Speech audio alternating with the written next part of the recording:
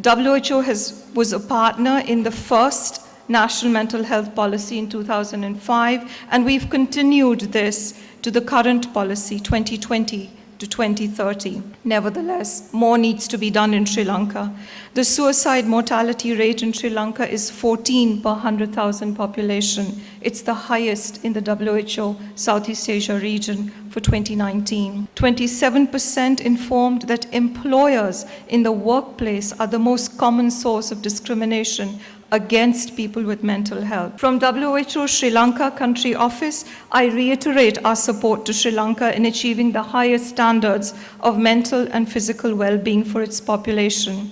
It is unfortunate reality that mental health has been taking a backseat in Sri Lanka healthcare system for a long period. It is rarely, if ever, given priority and hardly talked about. There is no separate allocated budget for mental health in Sri Lanka. The existing Mental Health Act does not adequately reflect the present needs and circumstances regarding the mental health in Sri Lanka. At the same time, there have been many unseen issues and technical difficulties in bringing forward a new Mental Health Act. We are lagging way behind in terms of mental health literacy.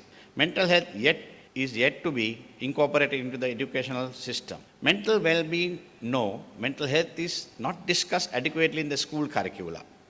It is needless to mention that we are navigating through difficult times.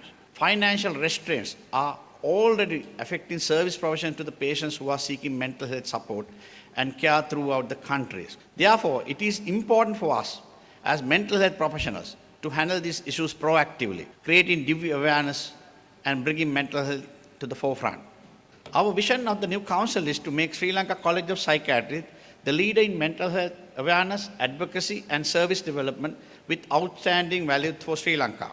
According to the World Health Organization, it is important to pay close attention to the warning signs, which include saying goodbye to close friends and family, saying things such as "no one will miss me when I'm gone," giving away valued possessions. People faced with an emotional crisis mostly require informal and confidential emotional support. A person who has the time to listen does not advise or criticize, but helps the person to come to terms with the situation and feel confident to cope with it. Every doctor has a personal responsibility to be up to date and to see that his practice is of a certain standard. And without that, you really cannot be a good doctor. You all know that in this country in particular, there is no process of revalidation of keeping up to date, and that is a major flaw in our system. Education continues long after you qualify, and it continues every day. The process of continuous professional development is a formalization of this concept.